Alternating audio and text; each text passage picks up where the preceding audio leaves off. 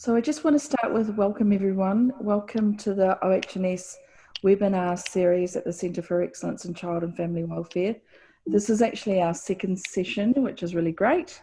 Today's topic is occupational violence and aggression and taking a risk management approach. In terms of acknowledgement to country, I'd like to acknowledge the traditional custodians of the land in which we work, live and learn, and recognise their continuing connection to land, water and community. We pay our respects to elders past, present and emerging. Just a couple of housekeeping things before we do start. Similar to the last fortnight's webinar, this webinar is designed to be interactive, so feel free to ask questions during session. If we could just ask you to keep it to one question at a time. You'll see that Oliver has kindly started the web chat option today for you to be able to ask questions during session or seek feedback as well. If we could also ask you to keep your microphone on mute unless asking a question or comment this afternoon. As I mentioned earlier, and you probably heard me say, this is a recorded session to allow for people who aren't able to see it at this time slot to be able to view it a little bit later on. We'll also make sure that there's a copy of today's presentation, the resources and the tools that we'll refer to be available after the session as well. Following this webinar, we do have a next one, session 3. Session 3 is scheduled for the 10th of June with WorkSafe Victoria. We've actually, I'll actually be working with Libby Brooks, who's an org psych at WorkSafe, and she'll be talking through reducing the risk of mental injury at work and really focusing on depression and anxiety. So if we could move on to the next slide, please, Ollie. As you probably know now, my name is Taraia Brown. I have been working at the Centre for the last 12 months. I have a background in education and music and a postgrad in management, majoring in personal injury from Deakin University. I was head of safety at Berry Street last year, and I also have 10 years experience working at WorkSafe Victoria, leading the risk to psychological health program. That program focused on stress, bullying and harassment, occupational violence and aggression, and fatigue. I was also, through my connections at WorkSafe, I was also headhunted to review the violence against women and girls workplace program for a large entertainment company in London. In terms of John, Dr John McWilliams has worked as an academic, and I'm just reading the notes, I'm sorry, I'm just grabbing this. He started his consultancy business in the 1980s, working with organisations to design leadership competency and capability frameworks, cultural change and organisational realignment programs. To support this work, John has also co-designed tailored training programs in the areas of change management, human resources, leadership development and entrepreneurship. John has a psychology degree from the University of Tasmania and a Master of Science in Psychology from the University of Manchester in the UK, where he also completed his PhD in the psychology of leadership. John has worked as an academic with a number of universities, Victoria University, Melbourne University, and most recently Deakin University. John introduced the first suite of experiential intensive residential schools into the Deakin MBA program successfully, which continued to run for 20 years. John is well published in a number of areas, including leadership, stress and bullying, violence, grief and loss, cross-cultural management, and emotional intelligence. Over the last 10 years, John has held board management roles in the grief and loss and community service sectors. So welcome, John McWilliams, and welcome to you all. So we'll start off. I just want to cover off on a couple of things that we'll be going through today. You will hear a couple of key messages that we are hoping to leave with you today. But firstly, what we'll be talking about is we'll be talking about the problem of violence at work. And we'll also be looking at the workers' claims compensation data for the out-of-home care sector. We'll look and examine WorkSafe Victoria's definition in terms of occupational violence and why that's important. John will take us through the meaning of key terms.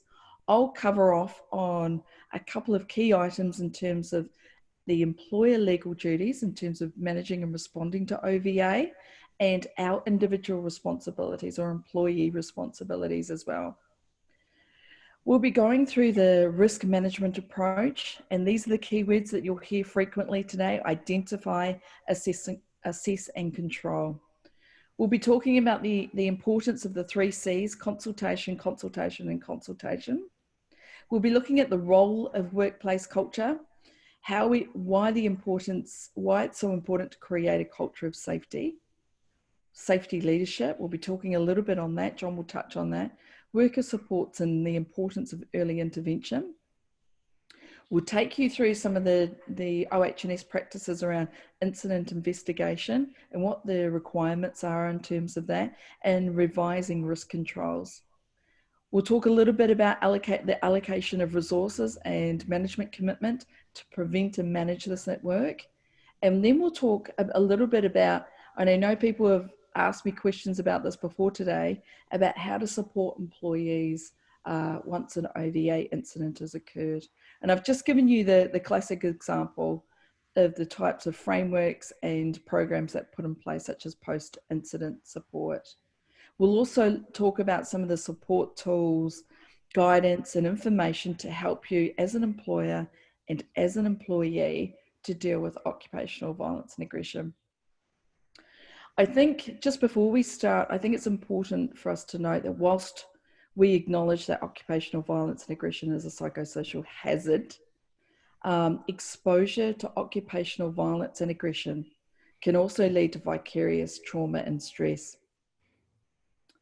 The VAGO, or the Victorian Auditor General's 2015 report into maintaining the mental health for child protection practitioners, outlines this clearly. We'll touch base on the exposure to occupational violence and aggression and the link to vicarious trauma and stress. However, today's session will focus on how to apply a risk management approach for the prevention and management of occupational violence and aggression. I also want to stress too, with today's session, we won't be going into the detail in terms of how to de-escalate or manage complex or difficult behaviours as well. So just setting the scene, when anyone talks about a knotting problem, they really talk about a problem that is complicated and difficult to solve. Usually it requires a multidisciplinary approach and a multifactorial approach as well. So it takes lots of people to look at it, lots of people to work together to address it. So when I talk about a knotty problem for OVA, it's a really common way for people to describe occupational violence and aggression, but particularly for residential care, as most of you can appreciate, and I'm sure you experience this regularly, it's difficult to unpack, it's difficult to respond to, and it's difficult to also understand what some of those causal factors. But we'll start to unpack some of that as we go through the webinar and the slides today. It's probably, point one is probably a very known fact for most of you. What you may or may not know is the Centre undertook some conversations between January and March 2020, which I was involved in, just discussing the number of OVA incidents and the issue of OVA with a lot of the CEOs who are managing some of the large out-of-home, you know, just the top, I guess we spoke to the top 4 in terms of what's your view on OVA? How do you see the problem? How are you addressing the problem? How are you recording and reporting and managing the problem? And some prevention initiatives that they had put in place to address that. From our conversations, as you can see, we understand it's approximately 7,200 over the last 12 months.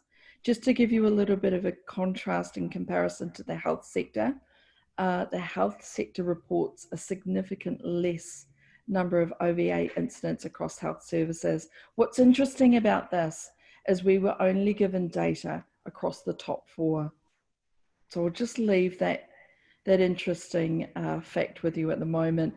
In terms of the relevance for this, another key point that we thought would be useful is the 2015 Vega report, the Occupational Violence Against Nursing report, identified that workplace culture plays a role. In this instance, it identified that normalising violence incidents and accepting this within health services was common, and people considered it to be part of the job.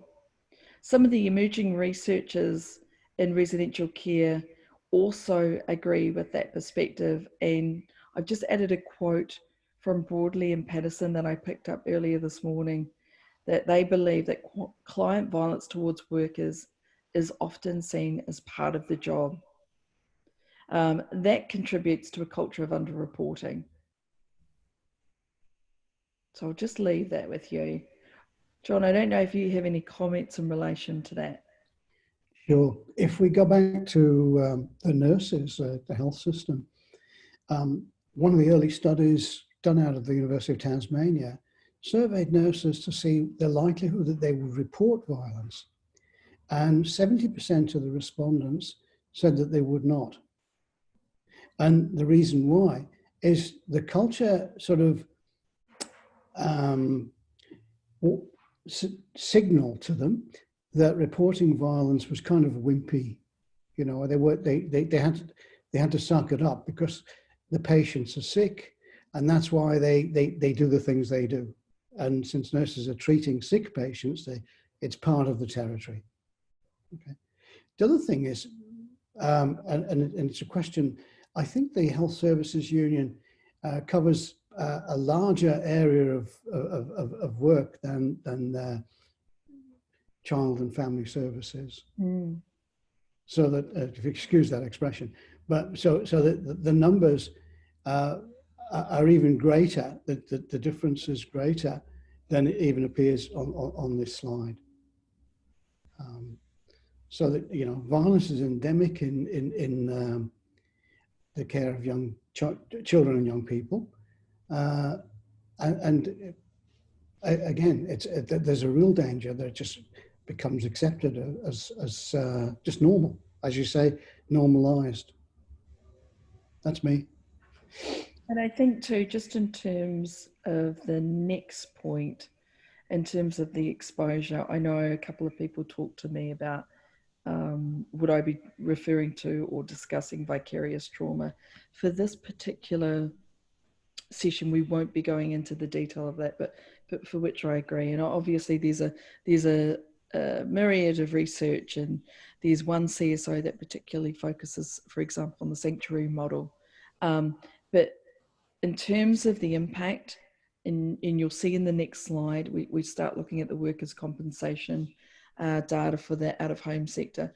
There is great and a myriad of impact for workers who work in this particular field. And as you can see, some of the research again talks about probably what they don't mention is a diminished sense of self, lower morale, and probably motivation. They talk about quality of care for obviously children and young people, burnout and turnover. I thought an interesting, another interesting point was really looking at, when I looked at that Vega report in detail for maintaining the mental health of child protection practitioners, although we're not, some of us are, but not for the majority of people in residential care. Residential care workers would still have exposure to a number of some of the key psychosocial risks that were identified in that report. And it was interesting to see that the report emphasised the need for the department to manage these psychosocial risks using a similar approach to what we're going to talk about today. Could I just jump in again? And so later on in this week, I'll talk about the notion of small units of trauma. Most of the thinking or the research hitherto has been on the notion of large-scale events. Somebody sets fire to a kitchen, somebody hits somebody with a fire extinguisher, those kind of trauma. But effective events theory has been in place for about 20 years now, and has a growing following in the literature, says that, you know, in life we go through a series of small emotional events. Some of them are positive and some of them are negative. So they talk about uplifts and hassles. Hassles are negative events. Now, if during our working day we have a higher proportion of hassles, gradually they wear us down effectively. And so we can be traumatized or we can be affected by an accumulation of hassles. Somebody steals a cake you've just baked and runs off with it. That's a hassle, you know, in the same way as really solid traffic on the way into work that makes you late. So sometimes we will see people who are not well, psychologically unwell, and we won't see a large event, but if we look closely, we'll see a lot of small events in the process of caring for children. And we should be aware of that. Sorry about that. No, that's great. Thanks, John. Okay, just in terms of if we could have the next slide, please, Ollie. Thank you. I thought you might find this interesting in comparison to, I asked WorkSafe Victoria if they could provide us with a snapshot for all 100 providers in Victoria who are in our particular sector. And what we found was over the last 3 years, there were 1,063 WorkCover claims. We represent 5 to 6% of the health and social assistance sector. We fit under the social assistance part of that industry group. In terms of WorkCover claims, WorkSafe tell me that they saw an increase in 2018-19 of WorkCover claims of 45%. We would see that as a very statistical significant increase. So that one's really indicative of the number of injuries, both physical and psychological, that people are experiencing in our sector. In terms of the average age of people who are lodging WorkCover claims for injuries, the main average group is 40 to 49 years, followed by 50 to 59. In terms of WorkCover claims, we see more WorkCover claims lodged by males versus females. And in terms of, for me, this is a real key statistic. In terms of mental injury claims, so they would be stress, bullying and harassment and etc. WorkSafe tells me that we have, again, had a 47% increase in 2019 versus 10% in 2018. So as you can see, that's a 37% increase. And that particular claim statistic has stood out to WorkSafe, which is why they are focusing their efforts in terms of prevention and out-of-home care on occupational violence and aggression and fatigue. And they will be developing and implementing a number of programs for our sector. In terms of some of the reasons why people were lodging claims, these were some of the top reasons that they gave me: being hit by moving objects. So that's in terms of force. People were noting in their claim forms that they were being either forced or that objects were actually moving towards them. Body stressing, so that can be part of moving or reducing or de-escalation. Slips, trips and falls, mental stress also happen to be some of the top categories for WorkCover claims. Does anyone have any questions in terms of the WorkCover claims snapshot for the sector? Feel free to ask questions as part of the webinar chat session as well. I know this topic is a bit dry, and it will be a bit dry for a couple more slides, but then John will be talking about the detail. In terms of, if we could have the next slide, please, Ollie. Somebody's asking a question. Oh yeah, sorry, excuse me. Did they, with this chart that's in front of us, did they give any reason why it's the injury has jumped up 37%? Look, it's difficult for them to actually give a reason why there's an increase. They would usually look to the sector to provide more detail around is there more, are there more hazards in the workplace? Is there more exposure to OVA? Is there more exposure to psychosocial risks that people are dealing with on a daily basis? So it would be, I guess for them, they would be asking us, what is it that's going on in our workforce that people are dealing with that would give rise for them to lodge, to suffer more injuries and therefore lodge more WorkCover claims? So, I mean, everyone may have some thoughts around what might be driving up the increase in WorkCover claims. I have had, can I give you an example?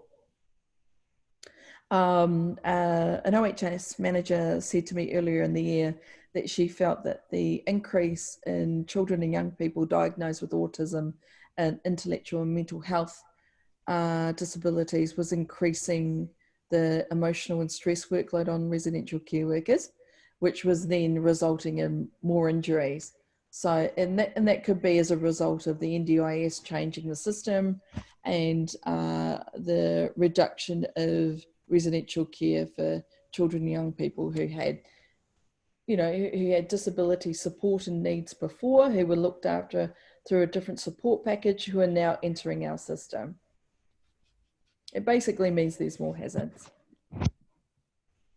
In terms of the definition, I'll just leave you to read that, but some of the key words in this definition is any incident in which a person is abused, threatened, or assaulted at work. So some of you may have seen this before. Some of you may have viewed this in your own policies and procedures at your own workplace. But I think this is a really powerful definition because it's linked specifically to an employer and worker legal obligations under the OH&S Act. I think especially with the new industrial manslaughter laws, and I just want to quickly touch on that. There are new workplace manslaughter laws which will be introduced on the 1st of July this year. And that is in response to sector and family calls to the government to have harsher penalties on employers who have workers who pass away or suffer serious incidents at work.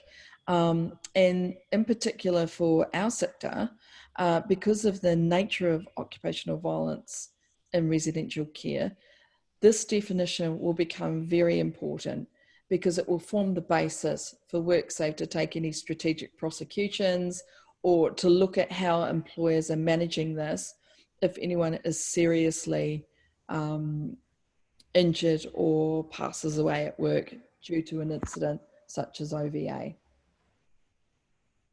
I was looking at, you can see on the right side, I've got a little safety basic sheet from WorkSafe Victoria, and we'll make sure that's available after this session. In this particular worksheet, it kind of gives you a really great breakdown of what OVA looks like, what you might want to do to prevent it, some of the contributing factors to do that. It talks about risk management, it talks about post-incident support, and it's just a really useful resource for you to use and check against to make sure that you've covered everything in your policies and procedures in terms of what the legal obligations are under the Act. According to WorkSafe's definition, OVA may look and sound like eye rolling and sneering, yelling, swearing, calling names, standing over people, spitting, shoving, tripping, grabbing, hitting and punching. It could be threats of violence. It could be threats with weapons, racial and verbal abuse, threats of sexual assault to workers, to threats of sexual assault to family members, sexual assault, and general threats to workers and family members. Just in terms of how we view this, physical assaults, robbery, sexual assaults, and threats to harm someone should be referred to the police. This is actually noted in this document from WorkSafe. When a matter has been referred to the police, it's still important for your OH&S team or your HR team to undertake an incident investigation. I want to be really clear about this today because people have asked me over the last couple of weeks. When an incident occurs, an employer's obligation under the Act, under the OH&S Act, is to investigate. So if you've got 100 incidents of OVA a month, you need to investigate 100 incidents.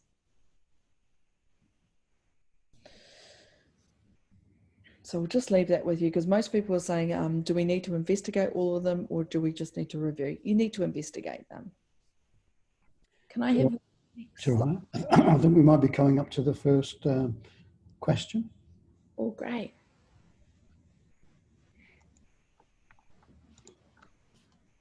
John, did you want to respond to the answers in the poll? Are people finished, do you think?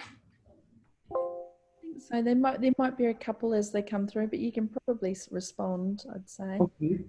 The first thing to say is that there was a fifth option, which is never acceptable. So this is in a sense, no, it's a trick poll. Actually, I think it's better like this, you know, because if you said never acceptable, everybody probably would have said that, you know, but it would happen really quickly. But obviously there are people finding situations when they think it would be acceptable. According to WorkSafe, it's just not acceptable. So the question is, you might think, well, it's unavoidable that children and young people are going to be emotional at times, but then we've got this sort of defense that wives have for violent husbands. You know, I made him do it. You know, or he was emotional at the time. He was upset. That's why he hit me. I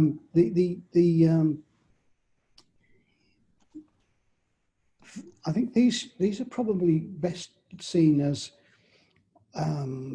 situations that do occur, but when they occur, there's been a breakdown in risk control. So the implication of a young person losing control of their emotions or being emotional and then hurting somebody because they have. At some stage, we need to look for the precursors, to understand the child or young person, and what would if you like set them up to engage in those kinds of behaviours, and if we can't predict the behaviour, then we should consider the contingencies that might occur and how we can fend those off. And that might be, Mr. Miyagi says, way to avoid a blow, not be there, be behind a table or a kitchen counter or out of reach. That's probably a really good beginning strategies. And after the event, maybe an opportunity when the individual has calmed down to sit with them and to discuss other ways of expressing themselves, the effect of what they've done. Now, obviously, I'm sounding like Pollyanna because I'm not taking into account the severity of the violence. You know, there's a difference between somebody who throws something at you or slaps you or something like that, and somebody who brings out a knife or wants to punch you a lot.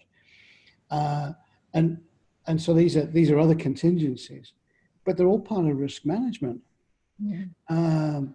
So what we need to do is we need to understand the hazards and start to consider the probabilities. Risk is the probability that a hazard will damage us.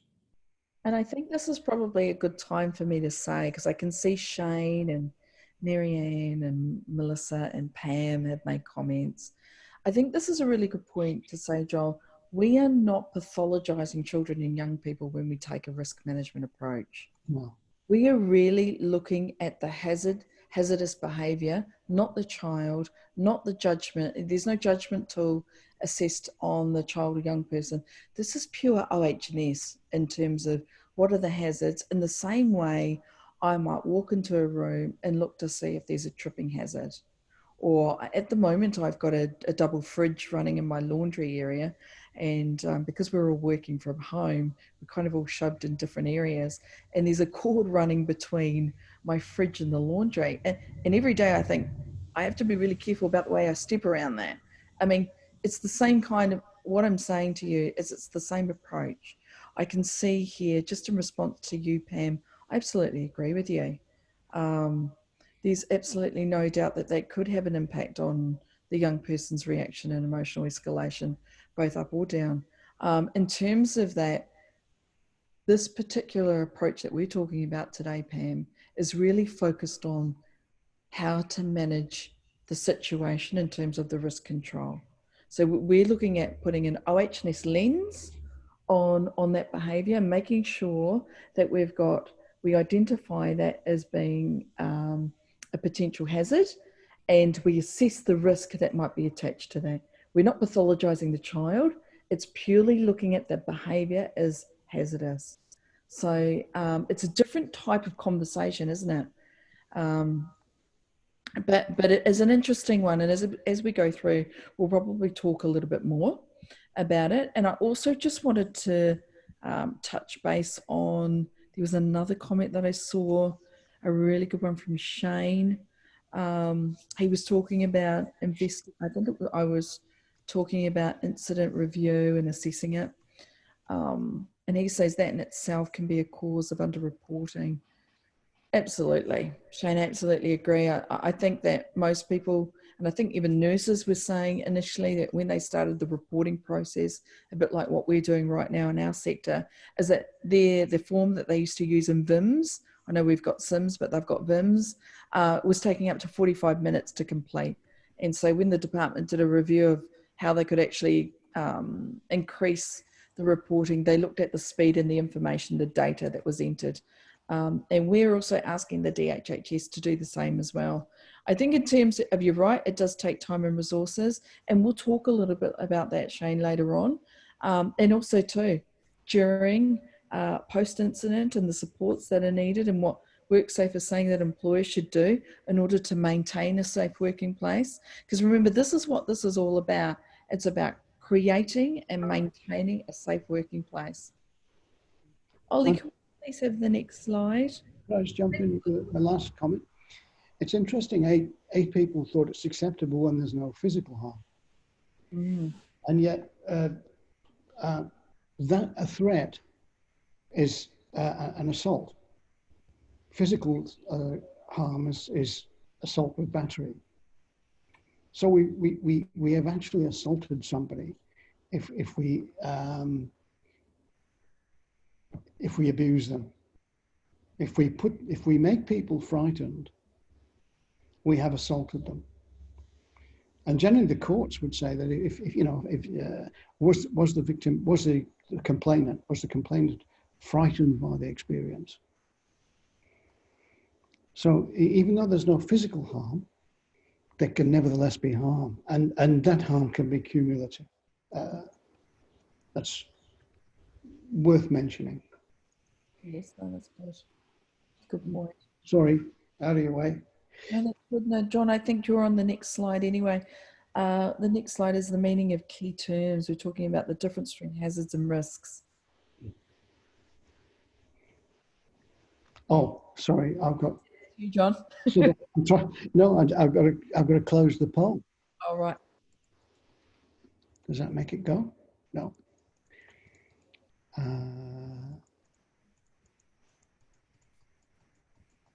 Would you like me to talk to that while you're doing that? Oh, no, that's okay. I've closed it, or at least on my screen I have. So in risk management, the first term, we have to separate hazard from risk. Mm. Yeah, when we walk, well, like Taraia's fridge, the cord is a hazard. What is the probability that somebody will trip over it? That is the risk. And also, what is the harm that will be done by somebody tripping over it is the risk. So that the if you like, the probability and the effect. So when we do risk mitigation, and when we try to reduce the effect of the hazards, we're doing a risk plan. So first stage of the process is to become aware of what hazards there are in the situation. So obviously in the previous questionnaire, poll, we were talking about hazards, hazard of violence, a hazard of aggression, those sorts of things. We may think one hazard is more immediate and greater than the other in terms of its effect, but another hazard might have an insidious effect on people and ultimately cause as much damage as a more visible, available hazard. Okay. So the slide's got various kinds of hazards, and I can probably give you examples of them all, but they're probably the psychosocial one is the one we're interested in. And the psychosocial hazard is either the cumulative effect of small unpleasant events, or the trauma of witnessing or being the victim of a large event. So when we do our risk plan, and there's a slide for the risk plan next, can we go to the next plan, the next slide?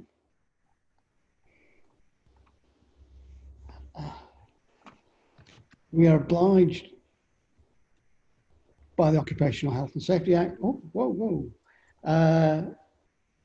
to maintain a workplace free of risks.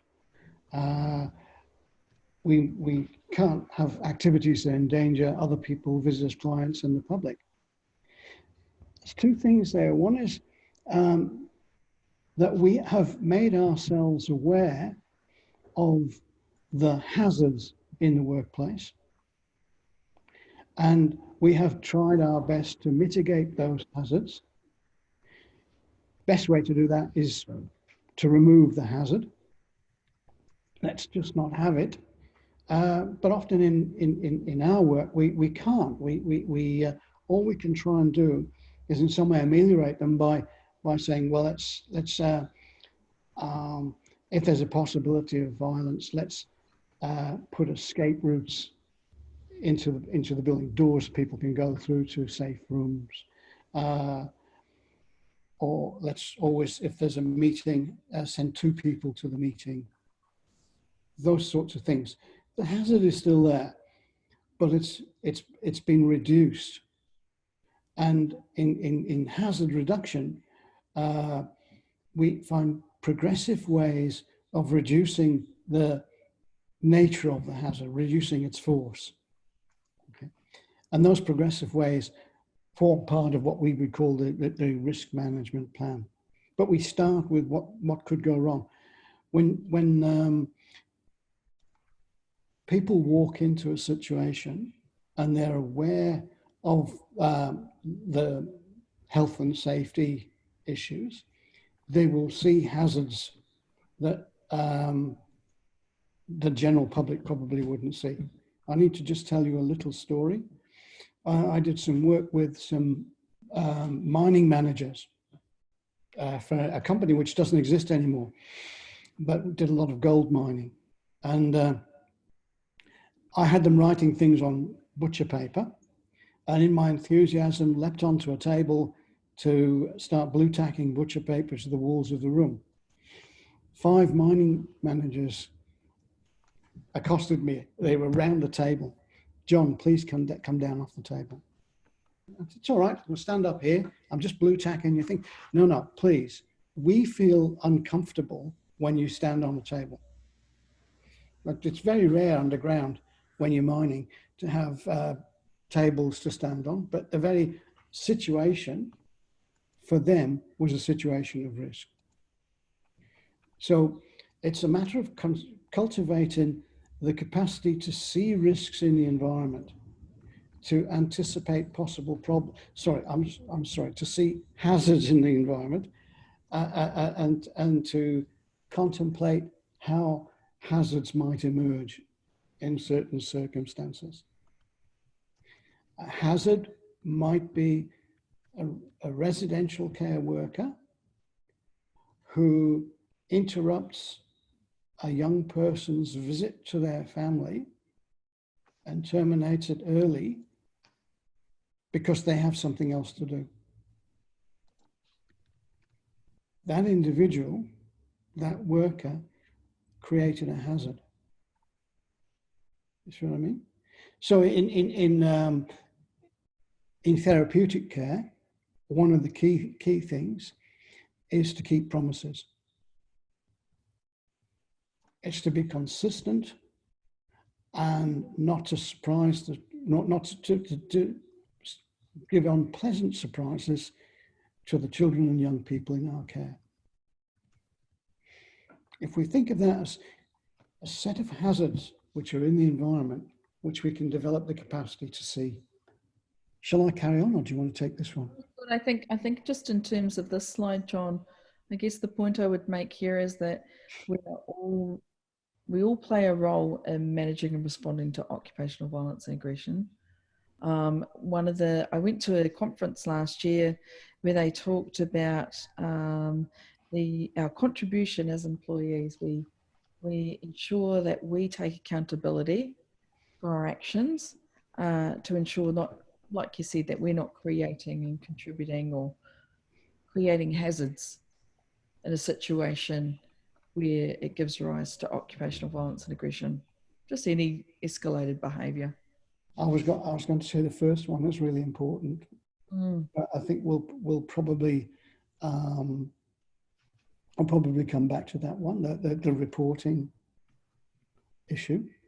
And John, I think that touches on Shane's earlier comment. I don't know if you recall me saying that he mentioned that the time it takes to report it and the time it takes to actually address it can be a barrier. Yeah. Can I quickly jump in, Taraia? Shane here on that. I've come across from industries, transport, logistics, heavy manufacturing, and all that sort of thing, and that type of thing. And so this has been a real sideways shift for me to come into this industry. And it certainly appears that this is a bit of a new frontier with the recognition of the reporting requirements, the hazard and risk identification requirements, versus what has been in place across those other industries for quite a number of years.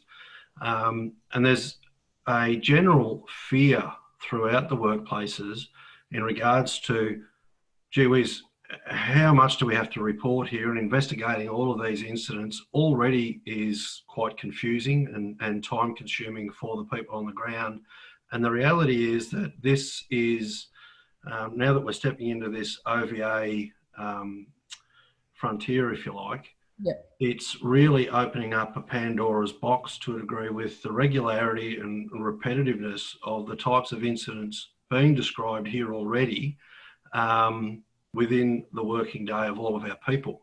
And therefore the amounts of, if we took this quite literally, the influx of reports that would come in and the expectation then via WorkSafe and the guidelines, legislation, etc., of the level of investigations, the risk management profiles, the mitigating corrective action plans, and all those sorts of things. So it feels quite daunting to a lot of managers and frontline staff.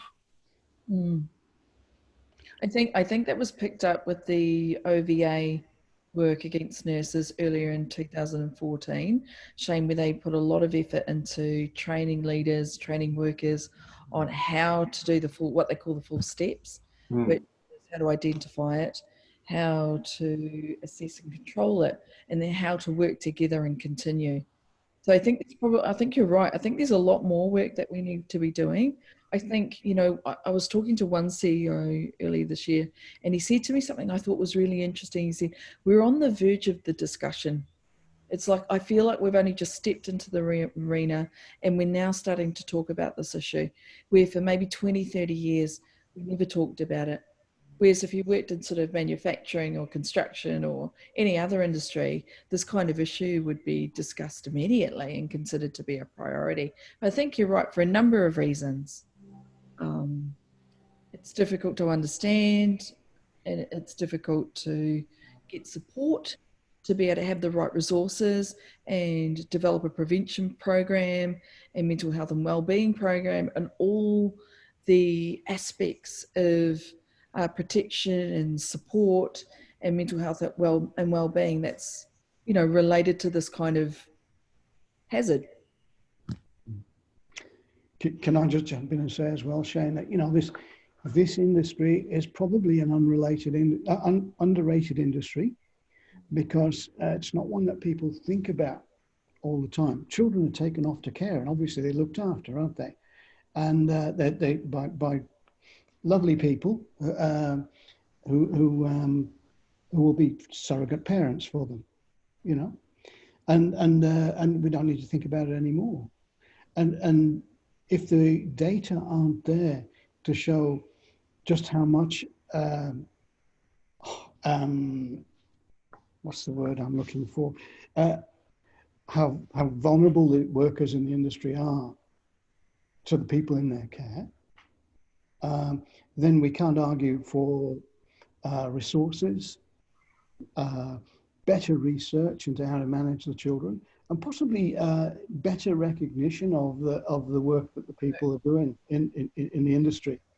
Yep. Because this industry is really important. It's for every child or young person that emerges from it unscathed, you've got somebody who is not going to rob banks or beat up old ladies.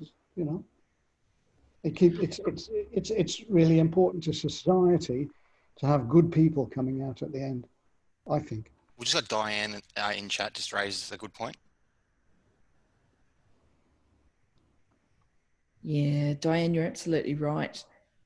Yes, I think COVID has certainly brought about a new range of hazards. One that was discussed this week was a higher level of absconding, and then people going to obviously either searching for children and young people, or just the response when they're coming back either intoxicated or substance affected. So yeah, that's a really great point. I guess the other effect of COVID is the increase in domestic violence, which suggests that there could be a bulge in the number of children coming into care down the track a bit. I think just in terms of your points 2, 3, and 4, John, I think just in terms of those points, we pulled that information out of the WorkSafe website. They've got a guidance material or a fact sheet, I think. So happy to send that through, but it can empathise with the amount of time and resources and related pressures that it takes to actually be able to do reporting. We have been doing a lot of lobbying work with the department in terms of trying to get a systems review. And obviously one of the most important things about having a system is to have a consistent sector system that standardises reporting and makes it easy for people to report. I know when I was working at WorkSafe, Vic Police created a really nice easy app for their officers to lodge, you know, in terms of mental health, or to be able to access resources, or to lodge incidents. And it just made it really easy. It was available on a smartphone. And so I know Vic Ambulance are doing something, or have done something similar as well. And so it's really about using technology too to increase our capability to be able to record and report and monitor. In terms of, look, I'm probably going to take you through some of the foundational pieces about risk management. And what's really relevant for our sector is in terms, I've just added a few bullet points in terms of some of the, not only some of the, where you might be able to identify some of those hazards. Some of the questions I received last week were around how do we actually go about doing that? What's some of the practical steps that we can use to be able to identify some of those hazards? Most of you will know that these are some of the very easy steps that you can actually identify them, and probably you do some of these as part of your daily tasks. But just to review, in terms of putting on your risk management hat, you can find this information or look for it, look for hazards whilst you're reviewing case file notes, whilst you're reviewing new placement requests that come through from the placement unit. You can also complete psychosocial assessments. I know that some CSOs are using OVA assessment checklists when they get a new placement request. And also just in terms, sorry, I'm just going to increase the size of my screen so I can't read it that well. One particular senior resi manager that I know was talking to me about how he's increased his level of positive supervision, mainly through COVID, but also too just in terms of making sure that he's doing regular one-on-ones with his people, and just making sure that he's identifying, he's got a good idea of where there might be potential risk for OVA. And there's one particular CSO that really uses the OVA lens to be able to assess where the risk is before they do any work. And another initiative that I understand he may have taken as well was looking at the development of self-care plans for each of his staff, just in terms of managing their mental health and well-being, and making sure that he's monitoring the hazards and identifying controls that are needed. One of the controls for him in terms of managing his team's mental health and well-being and welfare was to implement the risk control of self-care management plans. Obviously, we've talked quite a bit about reporting and recording, completing incident reports. There's also, too, I know a couple of the CSOs are looking at post-incident frameworks and really looking at what are the supports that are needed for people if an OVA incident occurs, or if an incident occurs at all, and what supports people are able to access. I know some people are looking at, there are such initiatives such as psychological first aid, mental health first aid, usually designed for traumatic and disaster type events, but people are looking at whether or not they can tailor these for residential care and use some of the principles and apply them. Also too, what are the organisational factors that WorkSafe Victoria say give rise to stress is unmanageable workloads. So the same senior resi manager I was talking to you about, he's also constantly managing the workloads to make sure that he's not adding undue stress and pressure to his people as well. So that's another way to be able to actually identify hazards. Looking at repeated incidents. So looking at children and young people who may have had a history of OVA incidents, and actually using data analysis to pull those incidents out, to have a look at whether or not the right risk controls are in place for management of those behaviours. Obviously, there's case management plans and behavioural management plans that are put in place. But again, that's just another way. In terms of regular case reviews and ongoing consultation. Obviously, the feedback and keeping your record keeping, I know I don't need to tell you that.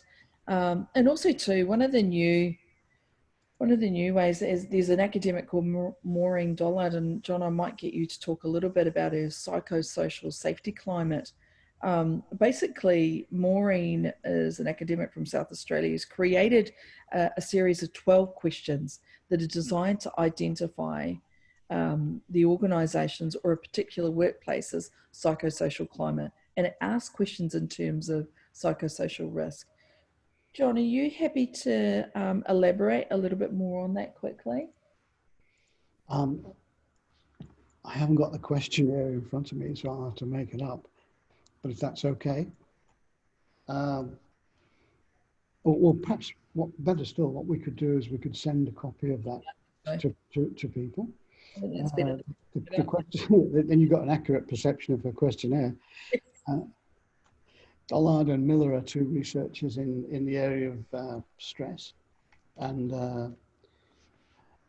these are all it's kind of an inventory of things that you might find stressful.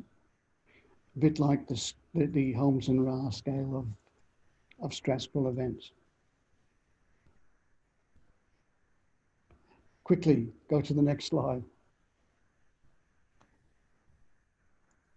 I think you brushed on these points earlier, John, just in terms of identifying indicative behaviours, and also too just explaining why incident reporting.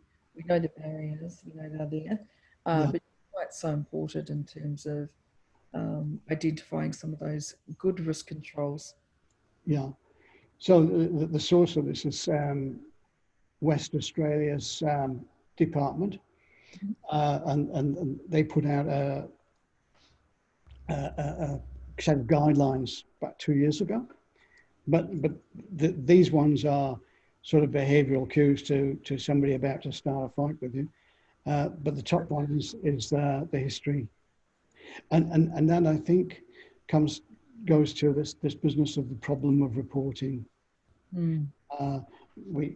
It's so important. I can't stress that too much. That we collect data, and we assemble them into a sort of report, which will give us an insight into what this young person is capable of, what sort of things to watch out for. And of course, just in terms of a risk management approach only, not using it as a judgment tool as such. And it may be something really simple, like this person has a reaction to males. Yeah. So it would be better if a female talks to them than a male in certain circumstances. Or a reaction to someone in a uniform, or also little things like that, which may not seem important at the time, turn out to be useful predictors. Yes. If we go around this thing in a clockwise way, these are signs and symptoms of the effect of occupational violence on people. The physical stuff is going to be in body posture, in stress-related aches and pains, in demeanor, in facial expressions. You can see somebody who's stressed from just the way that they look, possibly avoiding eye contact. You can sort of develop a capacity when you know people, when you know what they're normally like, to observe changes in their body, basically. Emotionally, what you might see is, in the extreme cases, the classics, like people who burst into tears from time to time, people whose conversation is very negative.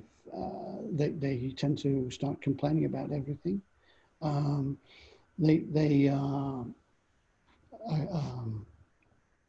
less able to control their emotions. They might have outbursts of temper, that sort of thing.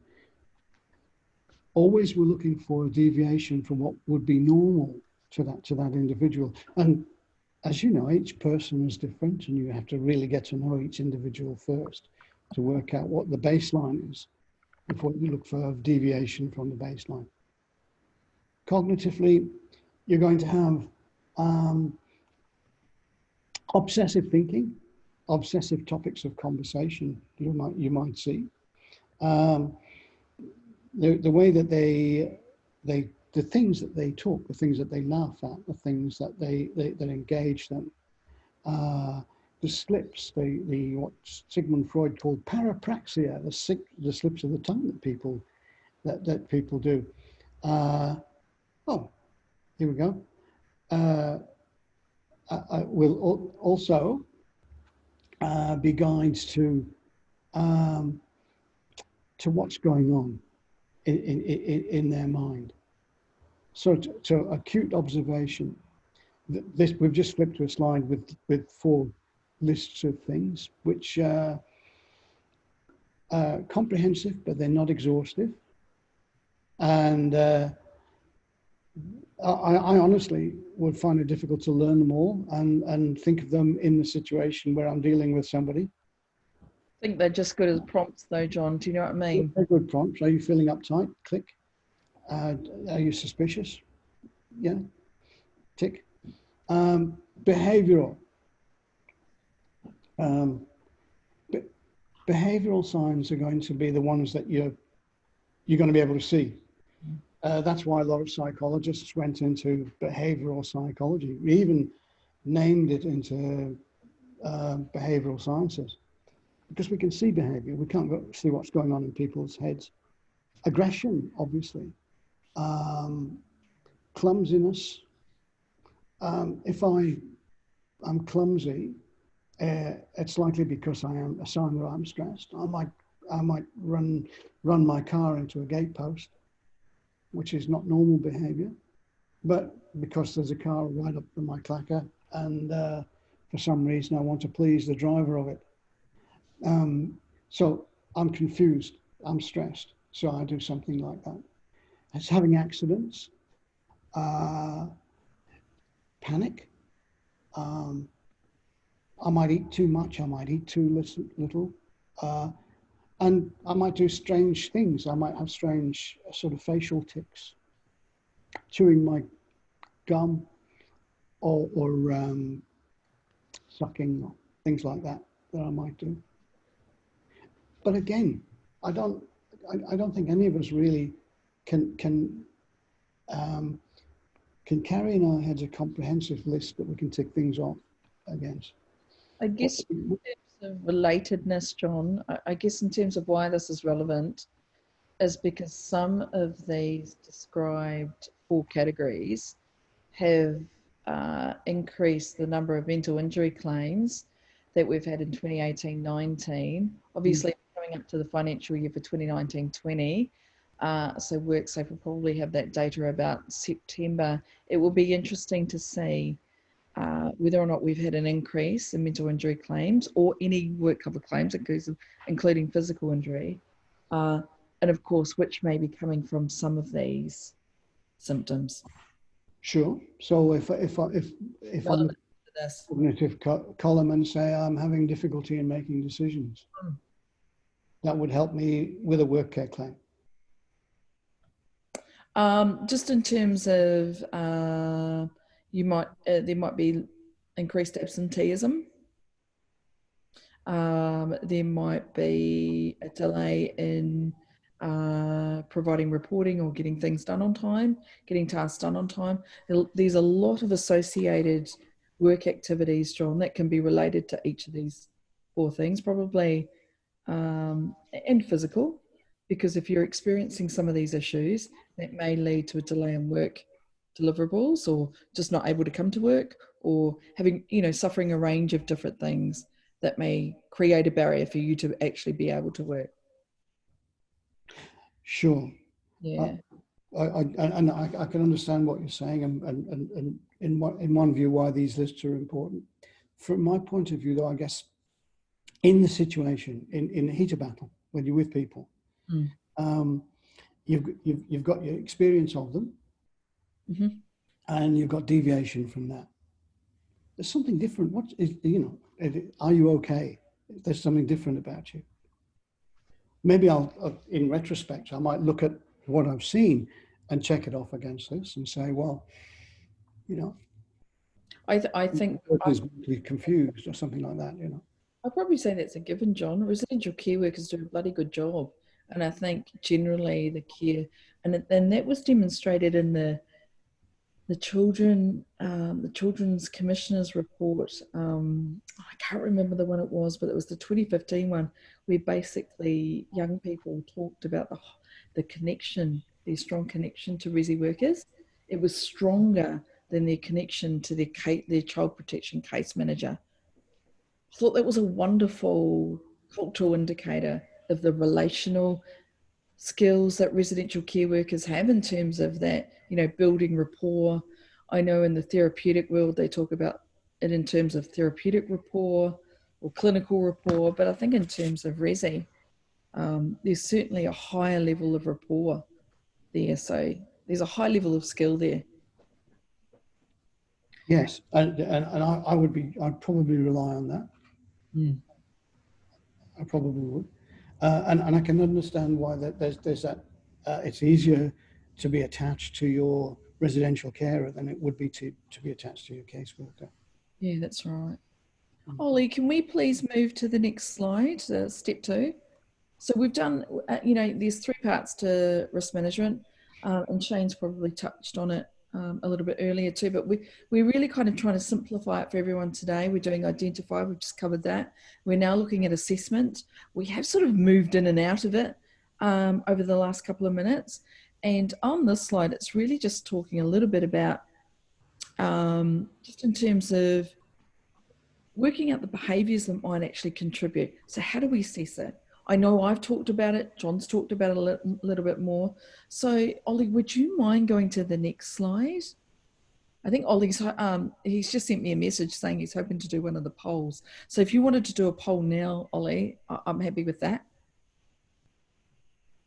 Which makes me wonder how people handle those violences, and are people out there willing to share? Can you elaborate a little bit more on what you mean by that, Amira? Yeah, sure. So I'm an occupational therapist, but come from a background of residential support with the Department of Health and Human Services, disability accommodation support up until we very recently privatised. So in adult, in those settings which are more stable, you would tend to have had, where a client is there for a period of time, they will have had plans put in place. So those sorts of, and positive behaviour strategies tend to have been put in place, as well as behaviour management strategies, but because that takes time. In other settings that I've worked in, like children's respite, for example, where I've seen a lot of violence that it's kind of normalized. And we don't have as much input, and we don't have the children for long enough, even the children that have been, left there and awaiting for, sometimes for up to a year for a placement in a permanent house. Those children, they're not around, like no one sort of takes ownership of them. They're kind of in a limbo. And when it comes to that really intensive behaviour support, that doesn't tend to happen in that space. So we kind of just, we develop our own processes through our incident reporting, but we don't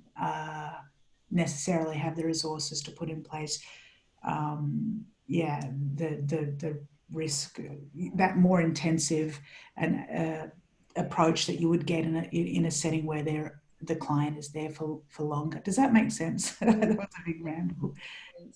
Because obviously we've got placement movement that's contributing on whether or not you're able to make those assessments. But I guess, I always appreciate the level of capability and assessment in terms of child safety. And Amira, I'd be interested, from your background as an OT, how you've seen the management or self-care of vicarious trauma for those people who have been caring, and if they have experienced burnout or stress. What are some of the positive initiatives, I wonder, that you may have seen? I haven't, so it's kind of informal supports, how teams support each other. But when it comes to violence, at least in the children's respite setting, it kind of does tend to get normalized. And where I've seen that more intense, that very visible worker psychosocial injury. Yeah, I haven't seen a lot of awareness. I haven't seen a lot of acknowledgement from management in those settings. So it tends to be informal supports that staff provide other supports, and yeah. So and maybe sometimes if you're involved in an incident, then an offer of EAP. Yes. Yeah. Amir, can I ask you a question? Now, Sure. What I've seen, and it's very little of the industry, is that there can be a kind of detachment in the carers. How can I put this? I might expect people who are caring for children and young people to be surrogate parents. And yet I've seen children allowed or not prevented from engaging in behaviours which a parent would not accept from the children. Ideally, some parents obviously do. And so is the ethos something of parenting or something of minding? I notice in Scotland they talk about child minding, and I think minding is different from parenting. Does that make sense to you, or am I just confusing? No, I think it makes sense. I think maybe it's the workplaces that I've tended to stick around long enough. There is a very strong sense of care and you know. So I don't know, minding. I think that the minding, sometimes that can happen when you haven't got enough time to establish a relationship with the family. And so you feel like, you know, the solutions, the really, you know, you do your best work when you're on the same page, whether that's with school, you know, school staff or the people at home, or you know, whatever clinicians may be involved.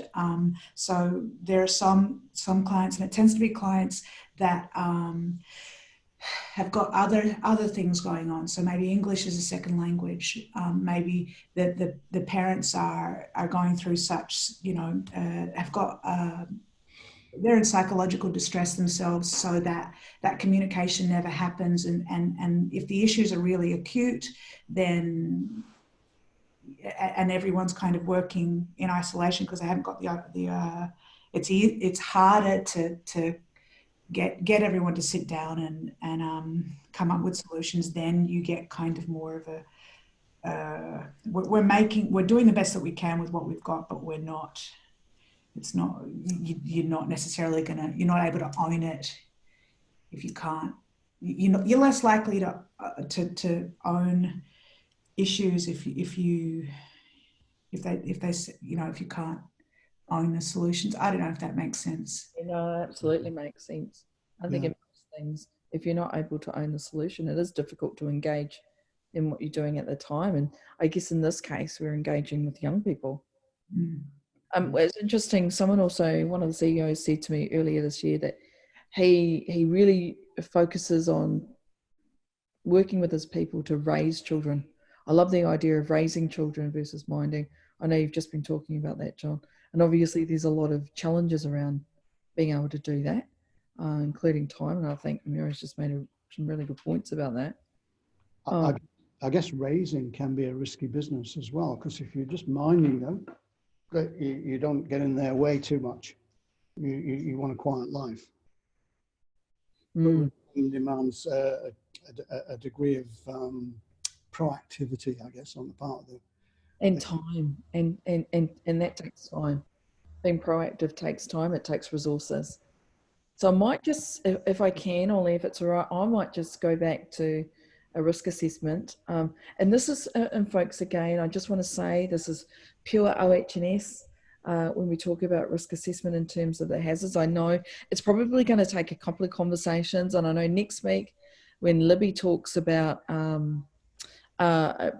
preventing mental injury, she's going to really drill into those terms about hazard, because WorkSafe really clearly see it as hazard and risk. So continue asking questions to Libby too in terms of getting their feedback on how they view it, and how they see the sector's ability to be able to actually find the time and resources to be able to do this. I think if we continue having these conversations, especially over this webinar series, I think we're really going to go a long way in the conversation. Susan, hi Susan. I'm just going to read out her comment, the distrust from young people. Oh, absolutely. Absolutely. Yeah, due to trauma and multiple placements. Absolutely. So I'm just going to go back to the slide, what is a risk assessment? Just in terms of, I wanted to give you a really easy table, and I think it's on the next slide. If I could ask you to go to the next slide, please, Ollie. Beautiful, thank you, Ollie. Just in terms of your thinking, and in terms of assessing only the behaviour and potential, and the hazard, I should say, and the potential and risk to harm, because that's what that's the wording in the Occupational Health and Safety Act. That's what I'm required to do as an employee. That's what my employer is required to do in terms of providing me with the ability to be able to do that. That's time and resources.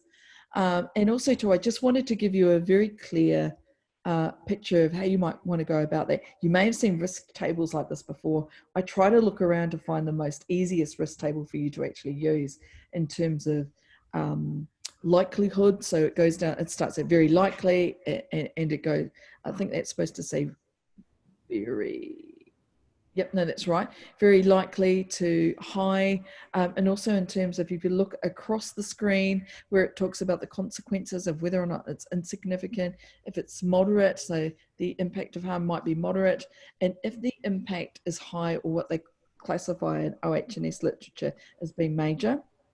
And then looking at the risk controls, and I know we've talked about this a fair bit today, it's also called a systems approach, or looking at the system that has the controls that we need to put in place to address the risks. In terms of, can I give you an example? Can I talk through an example? I am aware of one example of a child wanting to have some bacon cooked in the middle of the afternoon, and he or she asked his residential care worker if they could cook some. Absolutely, the response was positive and affirmative. During the process of selecting the oil, this is when the hazards started to emerge. The child wanted to use cooking oil because that's what he was used to in terms of his family situation. And the residential care worker was concerned about the health benefits of using cooking spray, and so made the decision to use cooking spray. That situation led to escalated violence, which was very sad. And so I guess I'd just be interested in your thoughts in terms of, where was the hazard in that situation? And what can we do? What could we have done, or what could the residential care worker have done in order to minimise the risk of harm in terms of hazard identification? So I know it's just a very small example of a snapshot of a moment in time, but it just shows how important the going through that I guess the process of risk management and assessing at the time whilst you're doing activities, which I know is difficult.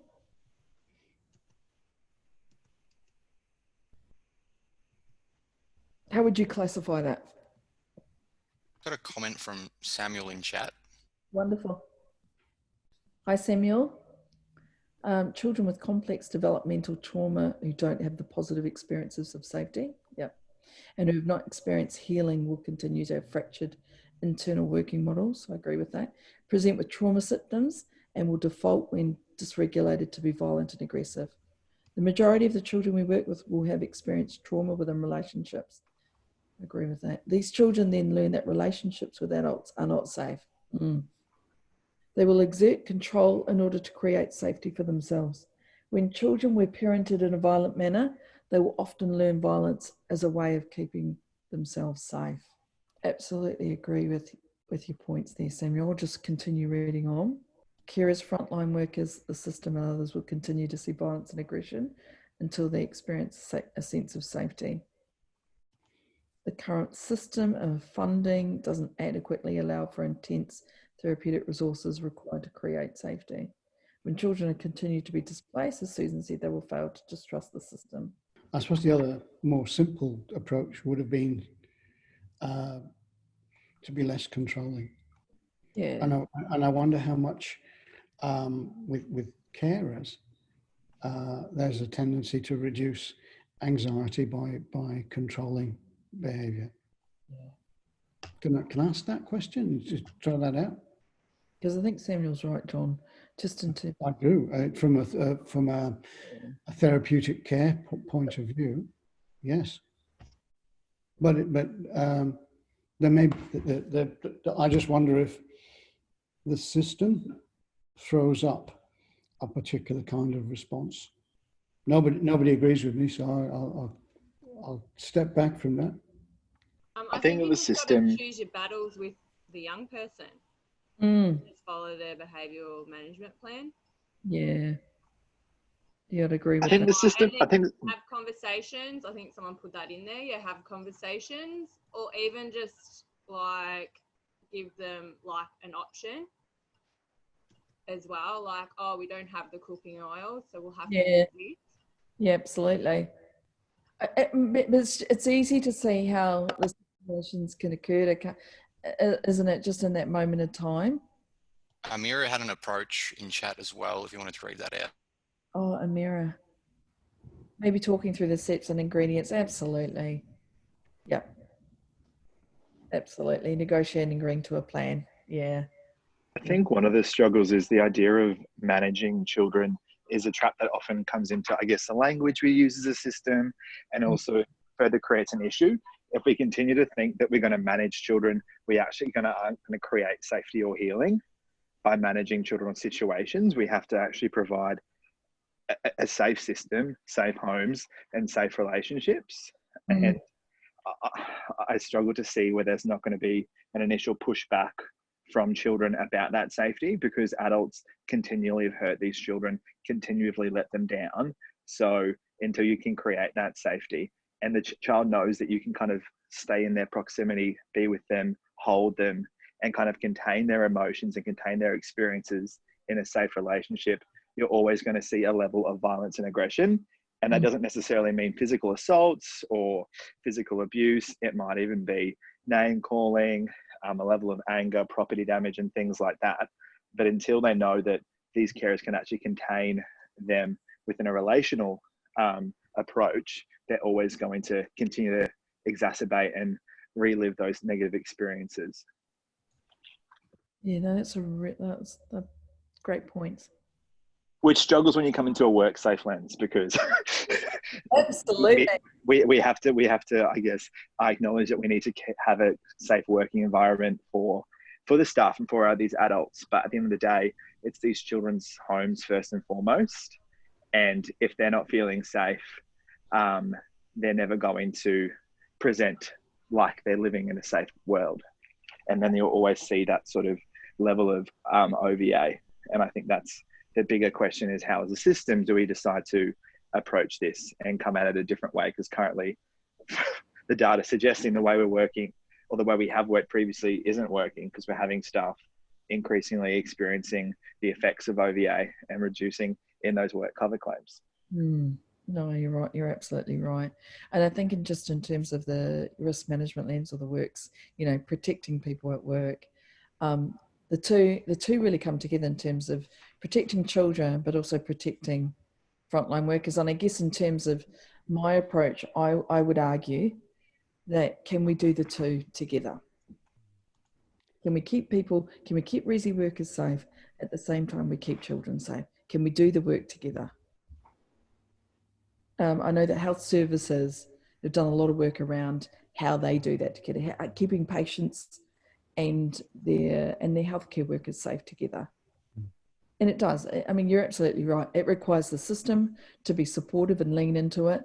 It requires there's so many factors that come into this type of work, and so many government bodies, I should say, in terms of who also create the systems that contribute to this as well. So some really great points. And I'm just keeping up with the points. Sorry, Ollie. I should be going back to this. Amira, great point about picking your battles. Bridget, absolutely, giving people choice. And to Amira, Susan's agreeing with Samuel. We agree with you too, Samuel. Oh, Oliver's just giving me a shout out to say that it's time to move into our breakout rooms. So, John, I think we've got a small case study, haven't we? We do, in the breakout rooms. Can I just say something before we break out? What I've noticed around the jurisdictions is an increased interest in the children's voice. Mm. And that connects with something in the management of change in organizations as well. Genuine consultation. To what extent do people think that there is genuine a privileging of the children's voice in their care? Do people want to say something about that? I just happen to think it's very important, and I just wondered if it was something that you're interested in. You touch on it when you mention that the child with the pancake should with the bacon should have been involved in that decision more. Is there genuine listening to the children and young people? I think because these children have got like their complex traumas for whatever reason, that they've never had a voice. Yeah. And allowing them to speak up, and I suppose trust in their carer, and yeah. I think it and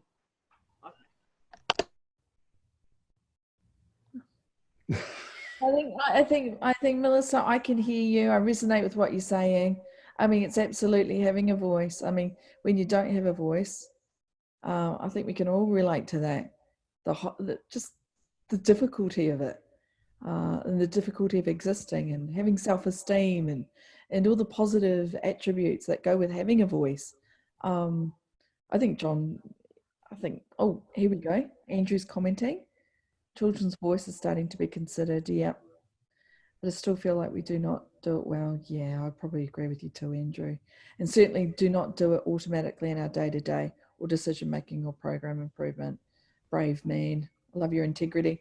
Absolutely. I mean, I definitely can see voice of the child's been incorporated.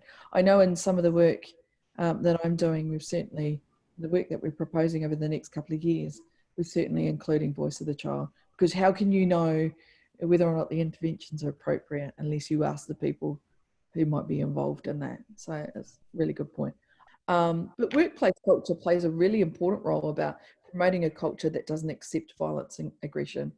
Again, it's not a judgment tool towards children and young people, but really looking at those hazards to say this behaviour, and I guess I'm touching on leaning into what Andrew was saying a little bit earlier around the system needing to be improved to not only provide a system of safety for children in residential care, but also employees and resi workers as well. Supporting employees, I know a number of CSOs have implemented a range of supports in addition to, traditional supports like employee assistance programs. Some CSOs are looking at things like peer support programs, post-incident support programs, and other types of programs like that help to provide support to people. But when I talk about support, and you'll see this in a couple of slides, I'm probably looking at the spectrum of support, and I'll talk more about that and explain what I mean by that in the next couple of slides. Staff development, I know lots of people already talked about that, and that was kind of the thread, the themes of that was in the conversation from our case study in terms of TCI training, positive behaviour support. But what I'm really talking about in terms of, with a WorkSafe OH&S lens is looking at OVA prevention and response training, post-incident response and policies and procedures in a program, OVA prevention initiatives to support employees, and also too, a range of mental health and wellbeing initiatives under a broader organisational program. Also too, in terms of when an incident occurs, just touching on the point before we go to safety vision, it's also really important to implement early intervention and early return to work plans when an incident occurs and someone has suffered an injury and may be certified for a period of time from work, and again the supports to enable that person to remain connected to work, and also to supporting that person in getting back to work if it's safe. And of course, one of the requirements for people coming back to work once an incident has occurred is that they return to a safe working environment. Again, it's that identify, assess, and control the risks. So that work will need to have been done in terms of the incident and investigation process once that incident occurred. Thanks, Ollie. Thanks for taking us to safety vision. I just wanted to give you a couple of examples of organisations and companies out there who are really prioritising safety and wellbeing for their people. And I just wanted to give you a couple of examples in terms of how they term safety as being, particularly Hooper, they really talk about safety as being their number one core value. And I just wonder if it resonates with people in terms of balancing child safety with worker safety with equal value. And certainly over the next 2 years, we'll be doing a lot of work about how we maintain that balance, but also too, working with the system to make sure that's able to be done in a safe way. As I mentioned, John's looking at safety leadership. John, do you want to quickly touch on safety leadership, just in terms of some of the interesting program components that you found already? One of the issues in safety, I'll just do one if that's all right. One of the important issues is, and I'll connect it to something else. There's a guy called Amitai Etzioni, and if necessary, I'll post something so you can look him up. And he had a taxonomy of power and people's response to it. And generally in these programs, safety programs, we move through sort of coercive programs. There are rules and regulations which you must obey for the sake of safety. No smoking here, that sort of thing. And what we get with coercive power, any kind of coercion, leads to alienation. Mm. So people reject coercion, okay? The next step down from, well, maybe a step up actually, from that is what Etzioni calls utilitarian power. And that's another way of saying it is let's reward behaviors that we want. Give people badges or gongs or money or whatever. But that breeds calculative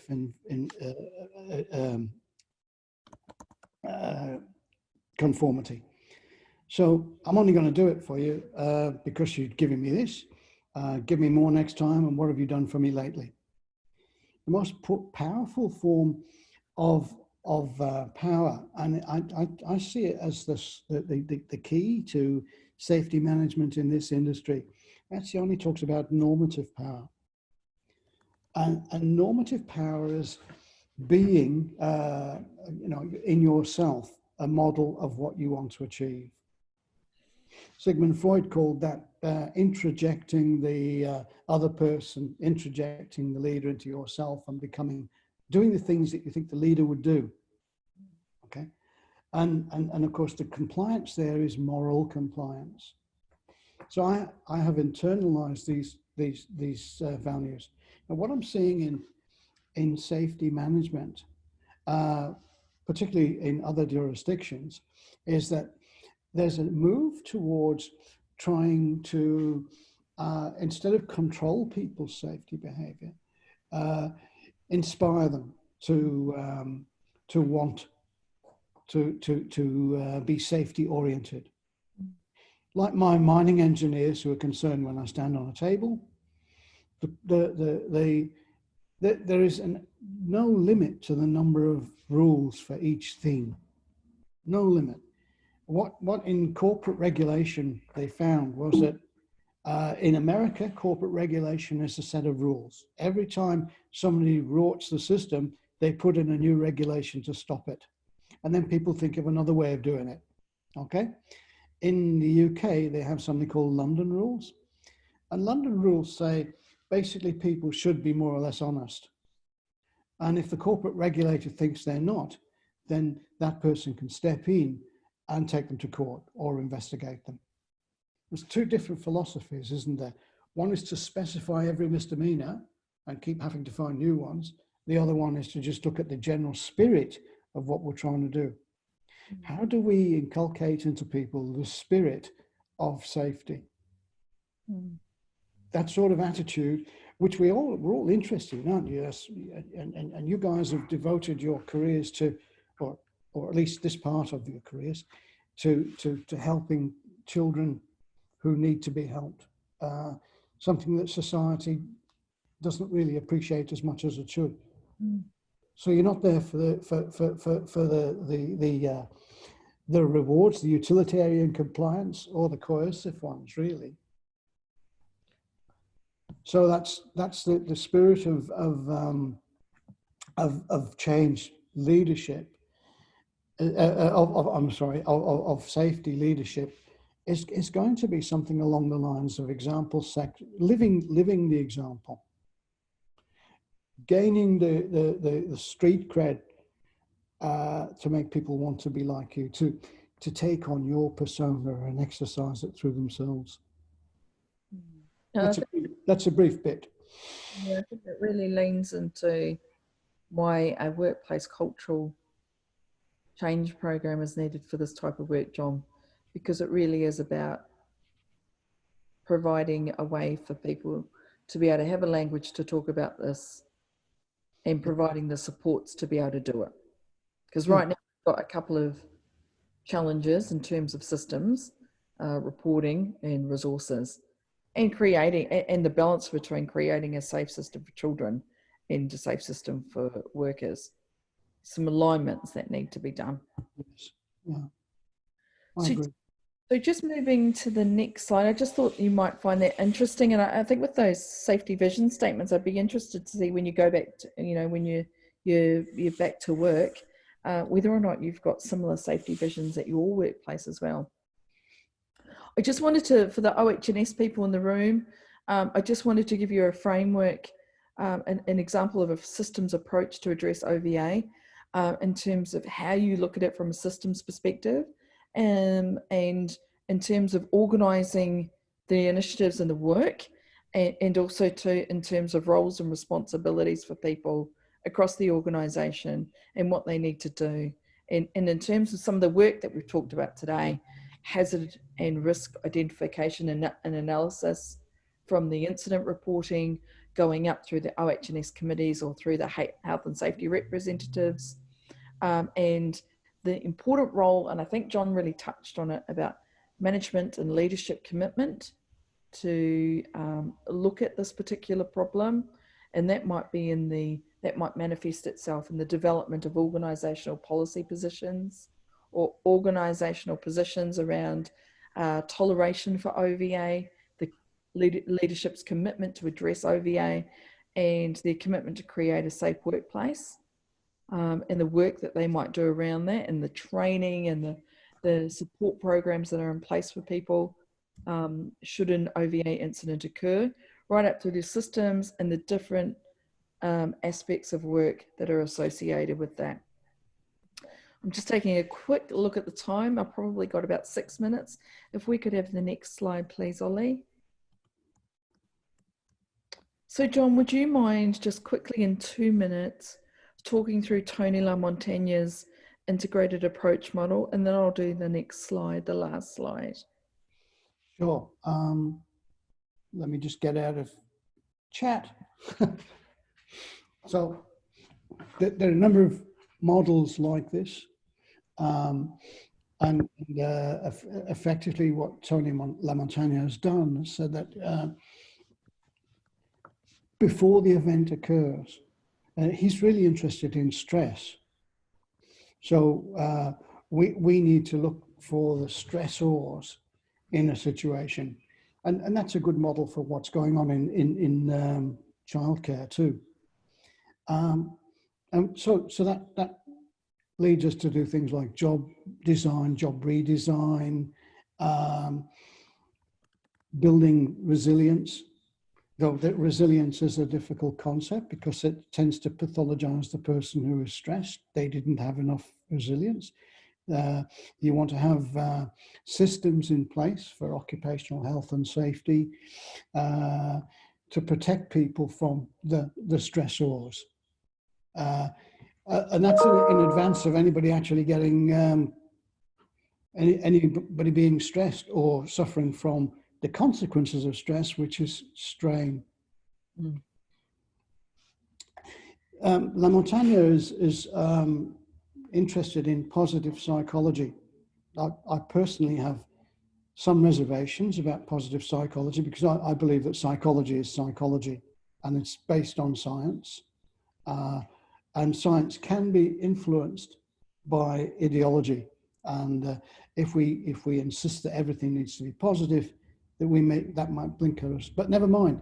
Positive psychology, if we handle everything in a positive way, we may mitigate the effect of stress when it happens. We do need to look at organizational development and ways of decreasing the stressors that have emerged in that middle period of the model. Okay, and then the tertiary stage of the model, after it's all over, is remediation. Psychiatry, psychology, occupational medicine, maybe occupational therapy, to manage the consequences of stress, which generally speaking is some kind of psychosocial illness. Okay, and what he's done is said, well, these three things considered in this kind of order represent an integrated approach to managing stress. You can't prevent it and without also managing it as you're going through it, and in retrospect, managing the consequences of it. It's not really, I've got to say, rocket science, but it's a useful, I think, conceptual device. Tony used to work in, well, still is working in the university that I used to work at, and some of my colleagues have done research with him. In terms of John, Ollie, if I could ask you to take us to our last slide, please. Just in terms of that model, the reason why I've incorporated that model is really to give you a bit of an idea about how we articulate each of some of the key work that you talked about before, and you can see probably some of it's down here. I just wanted to be able to give you a way to be able to categorize each of the work. A lot of people call it the prevent, obviously, and promote and respond model, but there's other people that might call it the primary, secondary, and tertiary. And during the work that I've done over the last decade, I think I've seen the first entry point for workplaces to start is usually at what they call the tertiary end, or management of illness. And in terms of OVA, you tend to see a lot of workplaces starting at post-incident support programs and frameworks, sort of at that end, and in terms of when an injury has occurred, or even as Shane mentioned to me, he corrected me, and thank you for that, Shane, good pick up, in terms of early intervention and the importance of that to prevent as a preventative activity, which would lean then into the prevention of harm, or the primary tertiary, the primary intervention versus the tertiary. So if I just want to take you just, I guess, consistently through this model, so you're able to grasp it. In terms of primary interventions for prevention, things or initiatives that might actually support and protect people, we'd be looking at things like health and safety strategies, OH&S risk management approaches and frameworks in organisations, review and revise risk controls, that again touches on risk management, incident reporting, analysis, OH&S committees, health and safety representatives and their important role, things like placement review checklists for OVA training, de-escalation training, positive behaviour support, TRC training, safety leadership training, thanks John, positive supervision. So again, that's what I was talking about in terms of that, the senior resi manager that I know who uses positive supervision with his people. Regular one-on-one catch-ups, case reviews, resilience and mindfulness. Usually people would put that in the promotion of the positive, but people were using it for different reasons. So I've sort of leaned it more towards the protection and prevention side, situational awareness training, therapeutic rapport training, and also training too around vicarious trauma. So I know that Pam mentioned that to me earlier, and you're absolutely right, Pam. In terms of promotion, you've probably seen a lot of this. John touched and gave his views on positive psychology. Mental health and wellbeing programs and strategies are a great initiative to promote positive mental health and wellbeing. Again, mindfulness and resilience, you'll see that again. Some therapeutic rapport. Psychosocial climate survey. I think I mentioned that before, and I'll send you I'll add some resources about Maureen Dollard's 12 questions that she asked in terms of determining the psychosocial climate survey at your workplace. Cultural awareness training, cultural development training. I probably won't go through all of them. One of my favorites is leading with a mental health and wellbeing lens, training for leaders, safety leadership programs and training. EAP can also be used for that. EAP is sometimes used as a tertiary intervention as well, in terms of if an incident or event has occurred. If you've ever heard someone say once an event or experience or situation has occurred, don't forget you've got access to EAP. Well, that would be in reference to that. Some other positive mental health and wellbeing initiatives too around exercise programs and nutrition, what we eat and exercising regularly, good sleep hygiene, and too, in terms of, you can also use mindfulness, yoga and meditation as well. I can see Shane has come up with the Just Culture model, can be an effective tool too. Shane, I'd love you to be able to share that with the group. That's a great suggestion. And in terms of manage illness, I think I touched on some of those things already. And I think a lot of people in the case study also mentioned a lot of the initiatives that are outlined here in the tertiary end of the scale.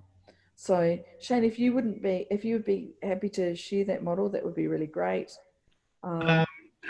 Yeah, across some other industries, it's been a bit of a cat's cry throughout health and safety over the last sort of 3 to 5 years, I guess, and really starting to take hold. And it really levers off what you touched on before around, often the response comes from a post-incident mechanism, and particularly where organisations begin to step into the space that we're talking today. The development of your incident response, your control measures, corrective action plans and the like comes as a result of an incident or harm or property damage, etc. And all too often when the investigation takes place, it sometimes falls into that default mechanism of trying to look for or assigning blame or responsibility to an individual or a process, etc. And quite often that's not entirely a true representation of what's occurred, and it's sometimes a more balanced approach where the just culture takes the incident into perspective and leads you through a stepped process to examine the individual, the actions associated, and then also examine the organisation and the steps involved, the processes in place, the consultation that's taken place, and the likelihood that placing someone else in the substitution of that task with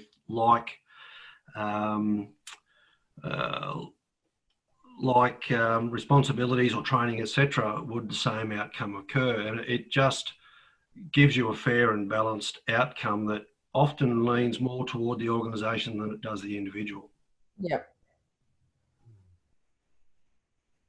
In a positive way? Yeah. Generally, and it just, again, removes the blame and the subjectivity and the immediate assumptions. All too often, again, a lot of incidents, and when you go into the reporting and the investigation process, it's easy for the manager or the person that's doing it as, you know, Bob was an idiot. Bob didn't follow the process, or Bob didn't do this, rather than, well, you know, did Bob have all the resources? Was Bob trained in the process? Is something new that Bob's done? Was something you introduced, or has the environment changed in any way that maybe gets missed in the process? Because it's just easier to assign the blame to Bob, retraining quickly, give him a written warning, and then we can all move on with life. But that doesn't necessarily reduce or eliminate the risks that are associated or the chance of the incident occurring again. Yeah, no, that's a great point. Thanks, Shane. Thanks for sharing. And I particularly resonate with your point around not pathologizing people as being, you know, and asserting blame. I think a forensic review of the situation, both from an individual and organisational perspective, is absolute magic. And just thank you, Ollie. Thank you for taking me to the last slide. Just in terms, I wanted to give, you know, I wanted to label a couple of things that we talked about today and really kind of categorise them for you.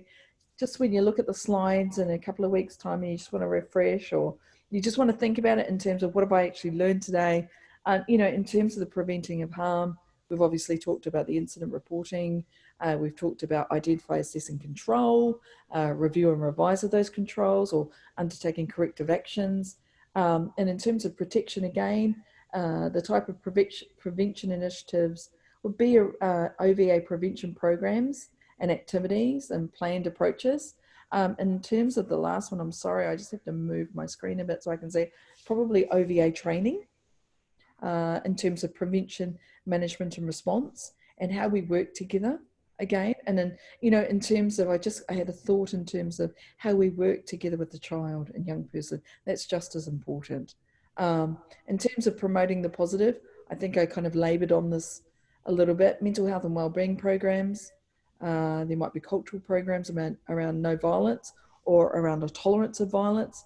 A psychosocial climate survey is a great way to identify the gaps where we need to build and bolster capability and supports.